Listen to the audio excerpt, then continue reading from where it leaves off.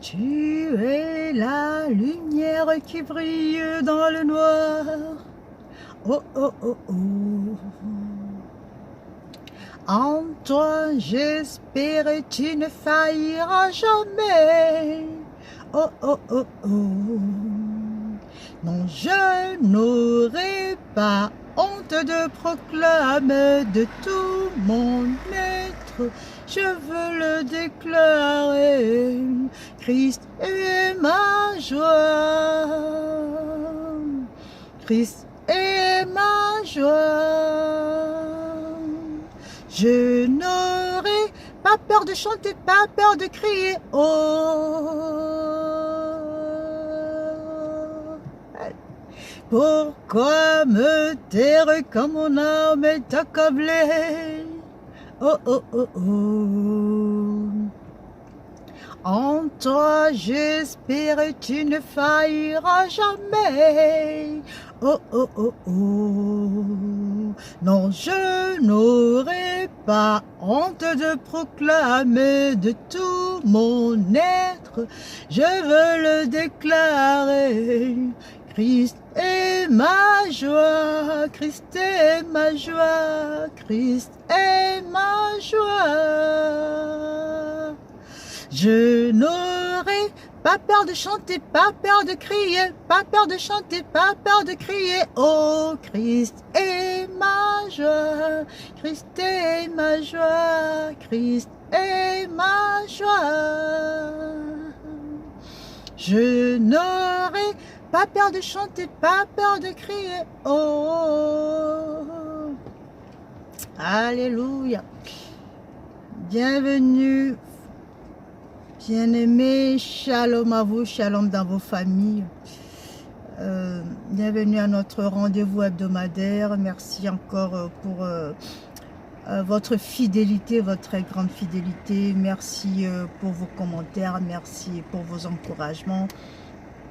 Et merci pour vos partages. Demeurez richement bénis. Le Seigneur, il est à l'œuvre, il est au contrôle dans vos vies.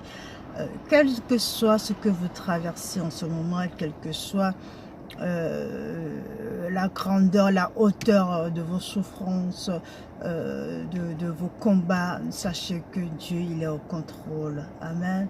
Dieu, il est au contrôle. L'ennemi peut vous retourner dans tous les sens, mais il y a un Dieu, il a fait une promesse, il tiendra toujours sa promesse. Alléluia. Aujourd'hui, nous allons parler de la joie. La joie de l'espérance.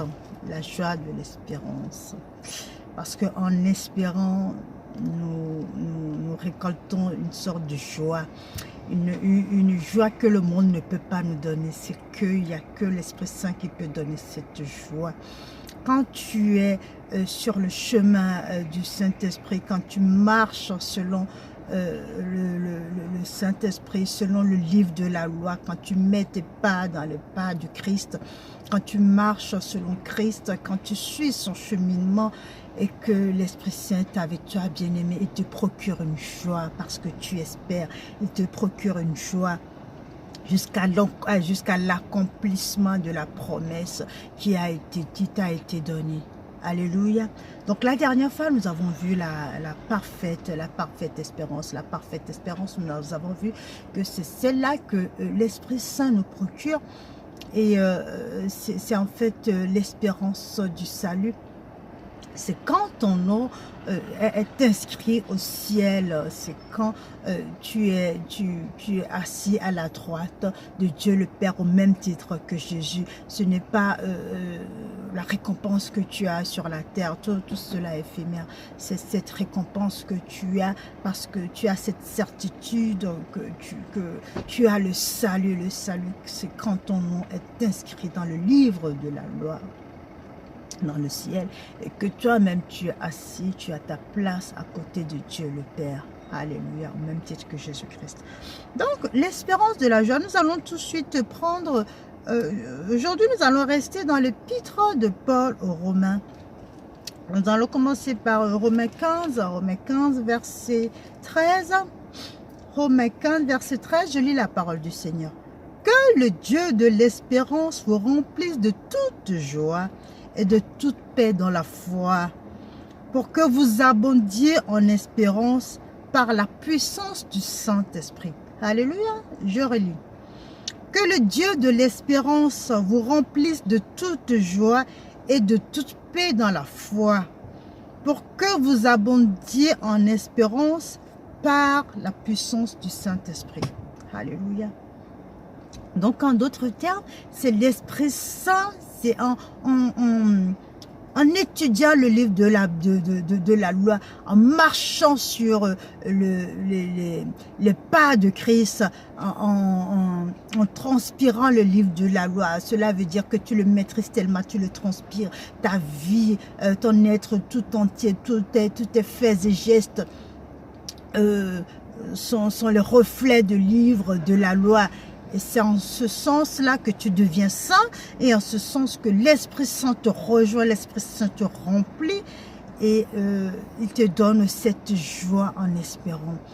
Parce que si tu espères avec les yeux du monde, avec la chair, là tu n'arrives pas, pardon, tu n'arrives pas à avoir cette joie, tu n'arrives pas à acquérir cette joie, parce qu'il n'y a que l'Esprit Saint qui puisse donner, procurer cette joie. Nous allons aussi dans Romains 12, qui résume aussi Romains 12, verset 12. Romains 12, verset 12. Je lis la parole du Seigneur.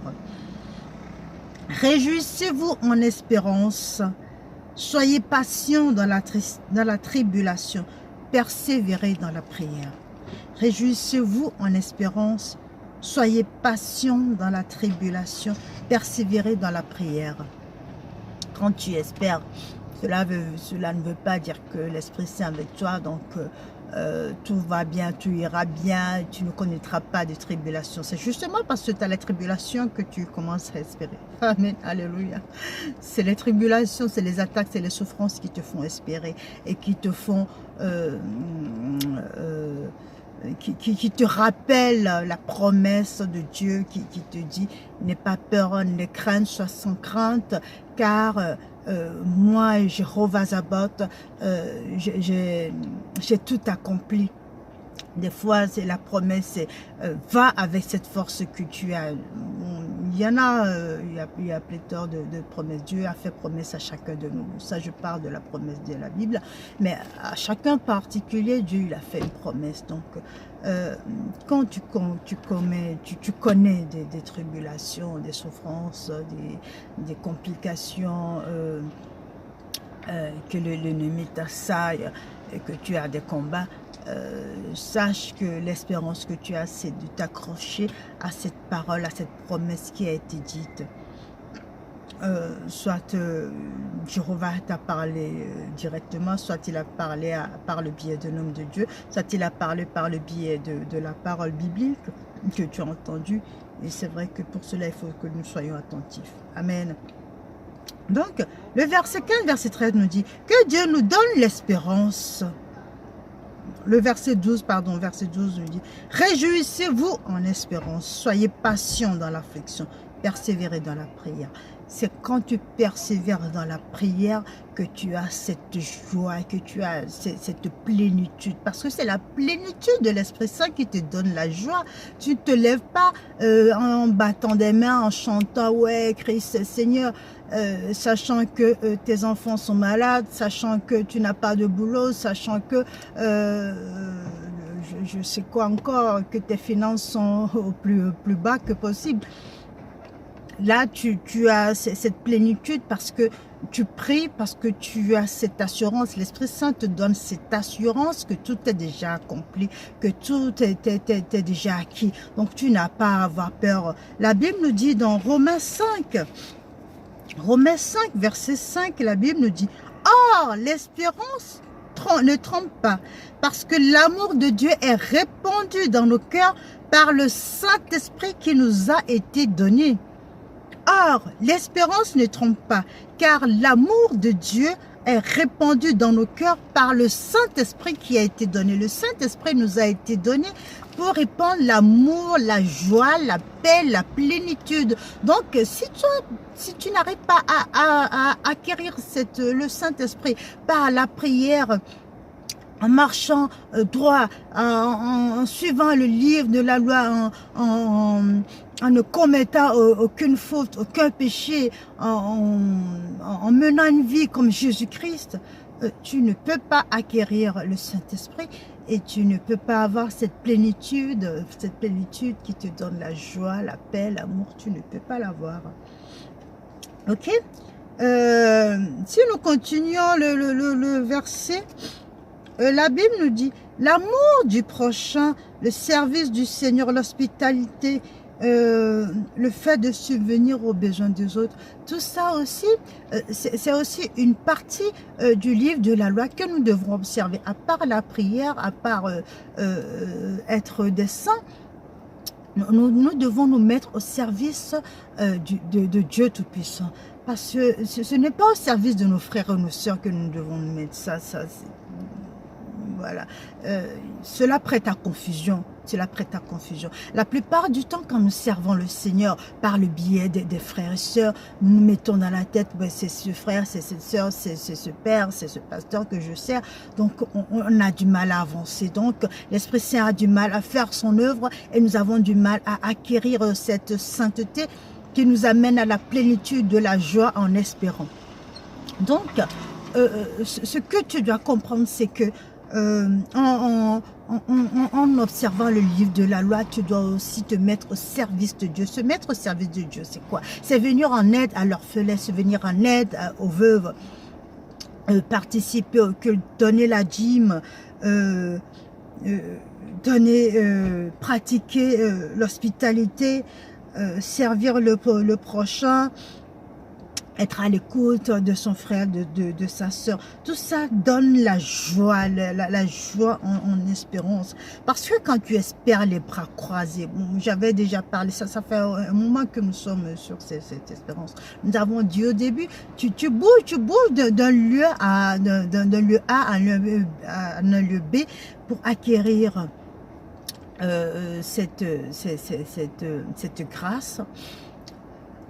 Tu pries, d'abord tu pries comme Anne. Anne, elle a pas arrêté, voilà, Anne, elle a bougé. Anne, elle a aussi prié tellement qu'elle marmonnait sa bouche, on comprenait rien, tellement qu'elle elle priait que le sacrificateur, il croyait qu'elle était ivre. Il croyait qu'elle était ivre tellement elle en avait sur le cœur. Elle priait sans cesse, sans relâche. Donc, tu dois observer cette prière qui te remplit. Tu dois bouger d'un lieu à un lieu B. Mais n'oublie surtout pas le service de Dieu, le service de te mettre au service de tes frères et des sœurs. Quand tu te mets à leur service, ce n'est pas eux que tu sers, c'est Jéhovah Sabaoth que tu sers. Dieu nous dit, quand tu visites un de ces brebis, bon, c'est même dans la Bible, je ne sais plus le verset, quand tu visites un de mes brebis, c'est moi que tu visites. Quand tu visites l'orphelin, c'est Jéhovah Sabaoth que tu visites. Quand tu visites le prisonnier, c'est lui que tu visites. Quand tu fais le service à l'église, l'accueil, la quête, à la lecture de la parole, tout ça, c'est lui que tu sers. Ce n'est pas ton frère, ce n'est pas ta soeur. Alors, bien-aimé, en espérant, en attendant que cette joie te remplisse, mets-toi au service, et en attendant que ta promesse puisse s'accomplir, mets-toi au service de Dieu et tu verras la récompense, cette joie que tu as, cette joie qui te remplit parce que tu t'es mis au service de ces sœurs, de ce frère et voilà, son vœu s'est accompli, sa promesse s'est accomplie, voilà, et elle n'était plus en difficulté. Et toi, ça te remplit de joie, mais c'est pas l'orgueil, c'est l'Esprit Saint en toi, c'est l'Esprit Saint en toi qui t'a demandé d'aider tel frère, telle soeur, qui te remplit de nouveau de joie.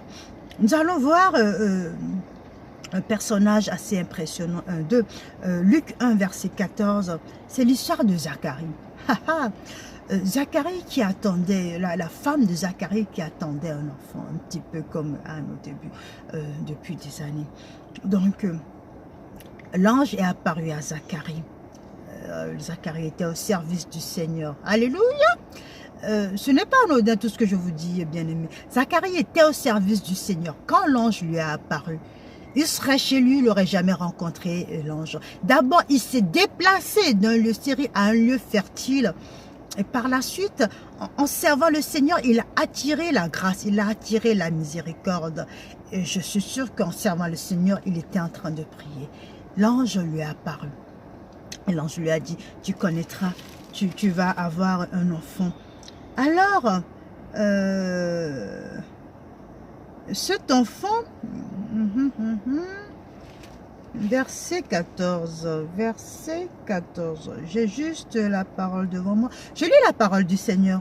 Il sera pour toi un sujet de joie, d'allégresse, et beaucoup se réjouiront de sa naissance. Alléluia.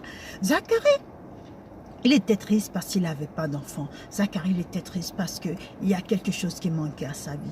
Mais l'ange lui a apparu. Dieu a envoyé l'ange parce que Zacharie était saint. Zacharie a marché dans la sainteté. Zacharie, lui et sa femme Élisabeth sont marchés dans la sainteté.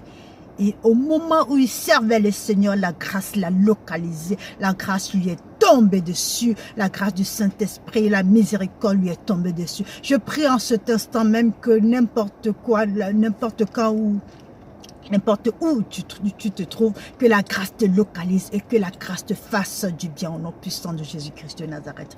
Donc, la grâce a localisé Zacharie et l'ange lui a dit, cet enfant viendra, mais ce ne sera pas un enfant normal.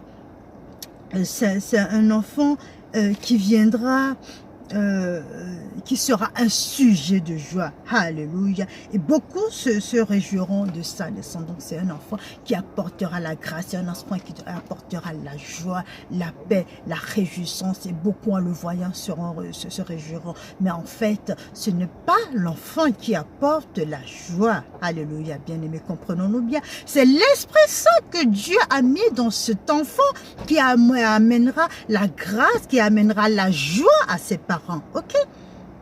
C'est la joie de l'espérance parce que Zacharie a espéré en Dieu Tout-Puissant. Jéhovah Sabaoth a envoyé l'Esprit Saint pour lui faire du bien, pour le rendre joyeux, pour lui donner ce dont il a besoin. Mais cet accomplissement, l'accomplissement de la promesse ne vient pas seul. L'accomplissement de cette promesse est venu avec la joie de l'Esprit Saint. Alléluia. Donc, il a l'accomplissement physique qui est l'enfant. Et puis la récompense spirituelle qui sera la joie, mais il n'y aura pas que la joie, le réconfort. Voilà, les gens seront tellement contents qu'ils vont bénir encore Zacharie par des dons matériels et tout ça. Bien aimé, c'est ce que je disais, quand la grâce te localise, quand la parfaite espérance te localise, l'Esprit Saint te fait du bien, te comble spirituellement et physiquement. Mais n'attendons pas toujours au bien physique pour nous réjouir, parce que d'abord le bien spirituel vient avant le bien physique. La bénédiction spirituelle vient avant la bénédiction physique. Et c'est cette bénédiction spirituelle qui nous comble de joie, qui nous comble d'allégresse. Donc, la femme de Zacharie, Élisabeth, quand elle était là, quand sa cousine Marie est venue chez elle, Marie a salué Élisabeth. Et qu'est-ce qu'Élisabeth a dit? L'enfant a tressailli en moi, bien-aimé. Élisabeth n'a pas encore reçu l'accomplissement de la parole parce que l'enfant était dans le ventre.